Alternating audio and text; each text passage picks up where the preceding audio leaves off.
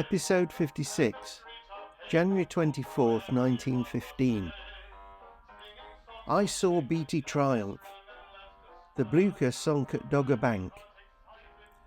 By an officer of HMS Aurora. Read by Grant Shaw. This vivid account of the naval battle of the Dogger Bank is written by an officer who was on board the Aurora, the light cruiser which first sighted the German fleet and fired the first shot. He relates the progress of the battle which led to the wounding of the Lion, Beatty's flagship, and the historic sinking of the German battlecruiser Blücher. Hundreds of the German crew were drowned, and the British efforts at rescue were called off owing to attacks by a German Zeppelin. We left harbour on the evening of the 23rd of January 1915. It was bitterly cold, and on the previous day snow had fallen. We were getting used to being cold, however, and had realised that no clothes yet designed can keep the extremities warm during a 4-hour watch, when you are steaming at 20 knots and when the needs of a constant lookout and limited space prohibit adequate exercise. Daylight broke, with an ill grace, on Sunday the 24th about 6:45 a.m, by which time we were out of our bunks or hammocks and prepared more or less for what a fresh day might bring. I had had the middle watch, which lasts from midnight until 4 a.m, and about 2 hours sleep in my clothes after it, so I was not feeling bright. In fact, I was morosely ruminating that war was an overrated amusement, and that the North Sea was a more sanguinary ocean than the colour of the water indicated. It was a few minutes past 7 when the Aurora, a light cruiser of the new destroyer class, sighted a 2-masted, 3-funnelled man-of-war with several destroyers in company on the starboard bow, about 8,000 yards distant. In the dim light of a winter morning, a ship 4 miles away, steaming at 20 knots in the lee of her own smoke, is a difficult object to recognise in detail, and in this instance was first of all mistaken for one of our own county-class cruisers. Actually, she was the Kolberg, a German light cruiser built in 1910 with an armament of 12 4.1-inch guns. The Kolberg knew full well that any ships met in this area would be British, and so she was enabled to get her guns to bear and open fire before the Aurora could determine with certainty whether friend or foe had been encountered.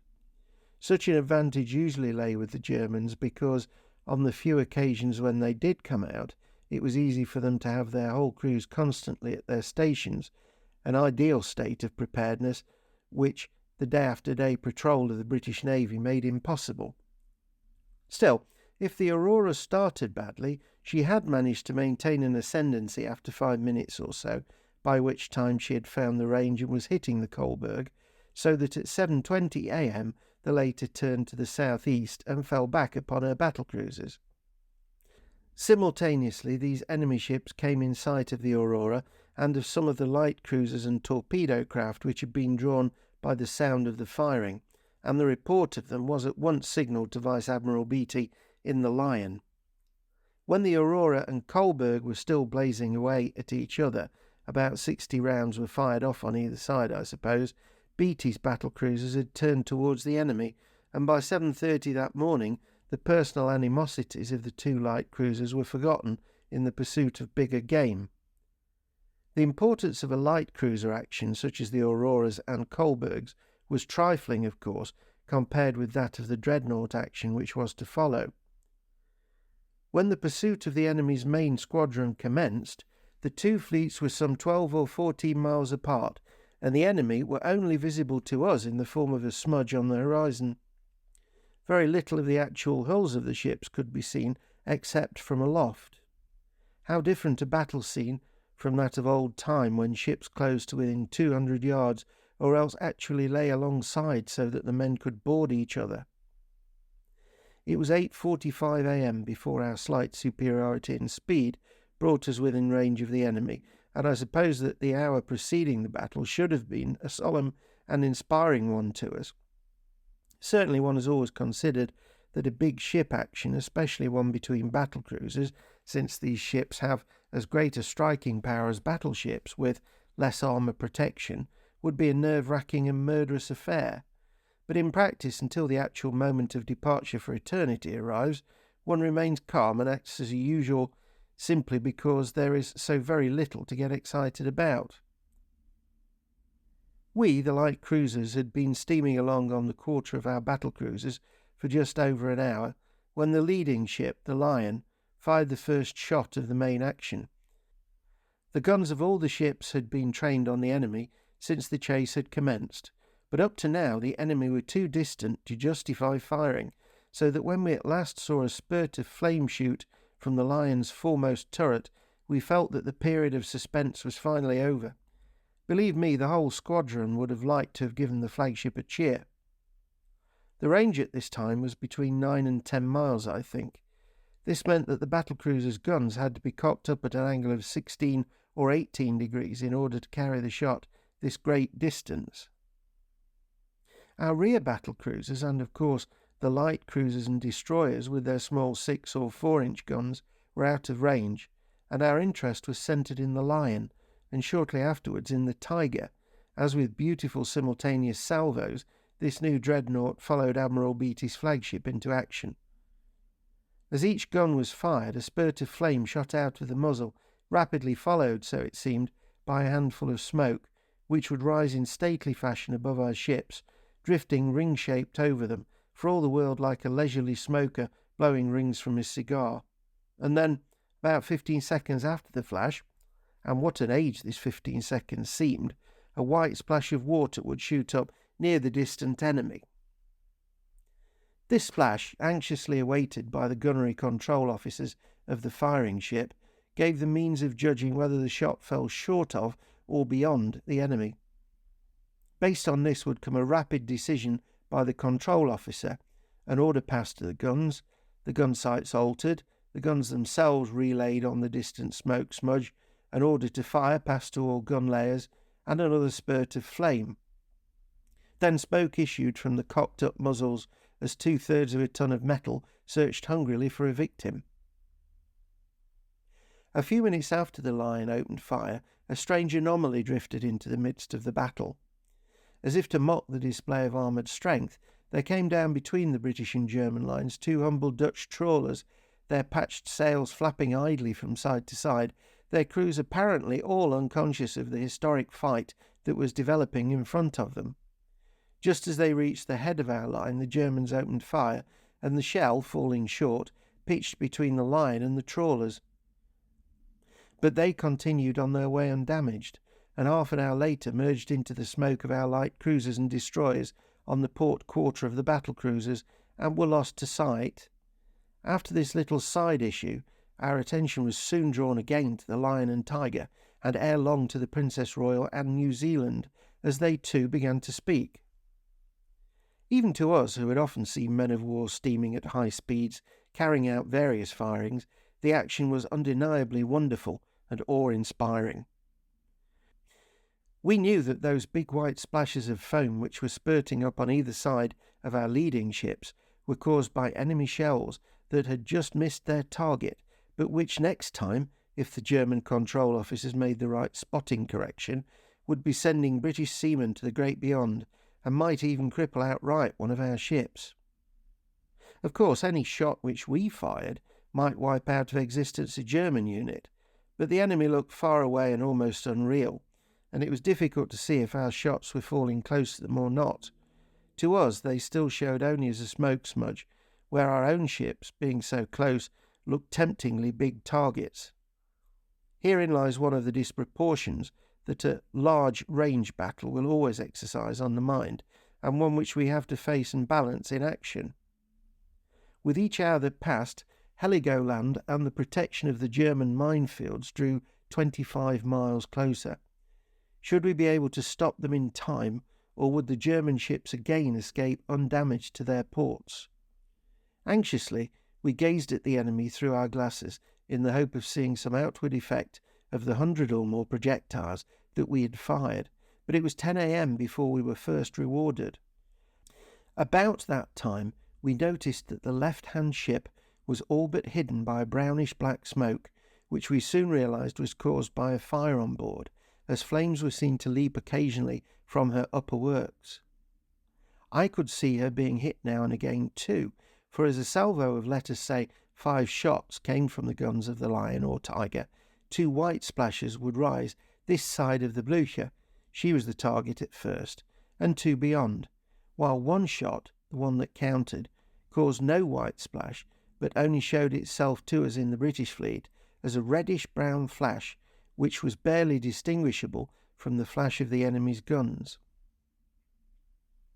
One does not see that immense flash followed by an explosion rending the great ship in twain, which some imaginative mind has pictured, for a shell striking a ship's side is unobtrusive in its deadliness until it becomes the cause of a fire or mayhap an explosion. In fact, a hit is usually less noticeable than a miss. Perhaps the most impressive feature of modern naval action is the cold-blooded devilry with which shots fall on and around a target so far away, searching out their victim with an apparent unconcern and simplicity which is so much at variance with the deadly effect if they hit. It was about 10:45, approximately after 2 hours' firing, that the Blücher first exposed us to the true effects of our shooting. Apparently out of control, she suddenly and dramatically swerved out of the German line, with clouds of black smoke belching from her funnels and her upper works partly on fire. She steamed straight towards us. In a few moments, however, control had been regained, and she was steadied once more on an escaping course, though now well to the left of her consorts and closer to us. Seemingly, she was a beaten ship. This brought our rear and left-hand battlecruiser, the Indomitable, into range. One of the first 3 battlecruisers built for our navy, the Indomitable had not yet been able to fire, for she was somewhat astern of the other ships, newer and faster as they all were, and her 12-inch guns were almost totally ineffective at such a range. As we had steamed under her and past her but a few minutes before, we had especially felt sympathy with her in her inaction, and, despite the remarkable speed she was developing for her class of ship, she remained so near and yet so far from the fight. However, her captain, with an anticipatory eye on the Blücher, had been steering a little to the port of the other ships, so that now, hardly waiting for orders, he altered more to port and proceeded, with the assistance of the Meteor and some other destroyers, to engage and finish off the unfortunate Blücher. Up to this time, the battle had been in a very simple form, the tactics those of plain escape and pursuit, but hereabouts complications set in and events of a more varied nature commenced. The Blücher, as explained, was a beaten ship, and Admiral Hipper must have realised this and decided to sacrifice her while concentrating his endeavours on saving his 3 larger ships which, it should be realised, had also suffered damage and casualties from our gunfire, 2 of them being on fire. The German light cruisers and torpedo craft were closing in from the starboard beam, where they had found themselves at the beginning of the action, and so they now threatened a torpedo attack on our heavy ships, while they simultaneously endeavoured to conceal the movements of their own battle cruisers by making a smokescreen between the 2 fleets. It looked as if we smaller ships were going to get a show, and we rapidly steamed up from the quarter to a bow position so that we could all engage the small craft of the enemy before they could force an attack home. But the attack was a feint, and while some of our light cruisers and destroyers went on ahead to port to attack the Blücher, the remainder stayed on the starboard and disengaged side of our big ships, keeping, you may be sure, an apprehensive eye on the ricochets from the enemy that were haphazardly dropping around. We had been there but a few minutes when a submarine was sighted ahead, and our battlecruisers altered to port away from the supposed danger to a course more parallel to the new direction the enemy had assumed. Hardly had this manoeuvre been completed when the Lion received the lucky shot which was to influence so greatly the course of the battle. As she hauled out of the line to starboard, leaving the Tiger, Princess Royal and New Zealand to continue the pursuit of the enemy, many of us thought that she had hit a mine or been torpedoed by a submarine. We did not realise at the time that the big column of water that shot up on her port side was caused by a shell striking her on the waterline. Whatever might be the cause of her leaving the line, it was at once apparent to all of us that, with her speed reduced to 12 knots or so, she was in grave danger from a submarine attack, and a light cruiser with half a dozen destroyers at once close to protect her. As she lay there with a big list to port, her guns still cocked up at the big angle at which they had been firing, and with many of her crew on deck, the great dreadnought made a wonderful sight. Picture to yourself this monster fighting ship, stripped bare for action and apparently as formidable as during the past few hours, when the murderous fire of her 13.5-inch turrets had made her seem so omnipotent, and yet, in contrast, apparently unable to steam and perhaps about to sink. So she appeared to us as we hastened to her aid. Many of us thought her to be a doomed ship, and that her crew were on deck preparatory to abandoning her. It was not long, however, before we found she was quite seaworthy, although unable to steam more than slow speed, and that her crew had mustered on deck in order to watch and cheer their admiral over the side as he boarded the destroyer Attack in order to be taken back to the battle. The Blücher, the sight of which might have reassured us, was out of our vision, and we were out of it, and the admiral's dauntless signal engaged the enemy more closely that was still flying from the Lion's masthead merely seemed to increase our jealousy.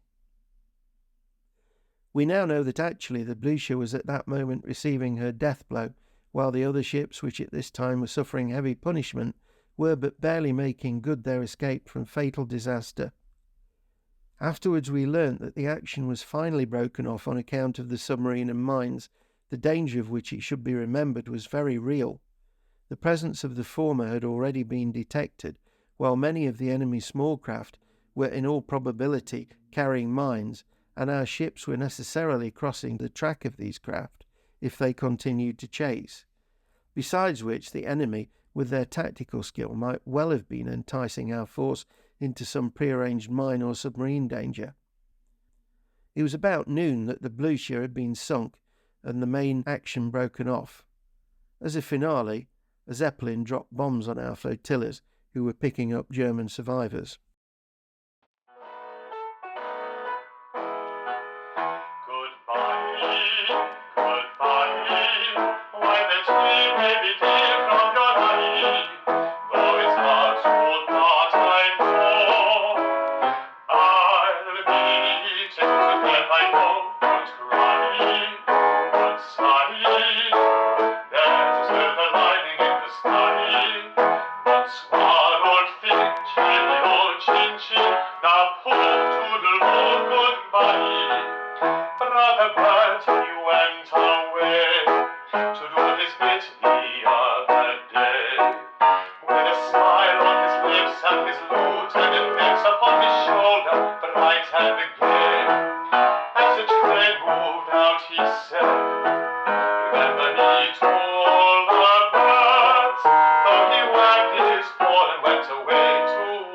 Shouting out these pathetic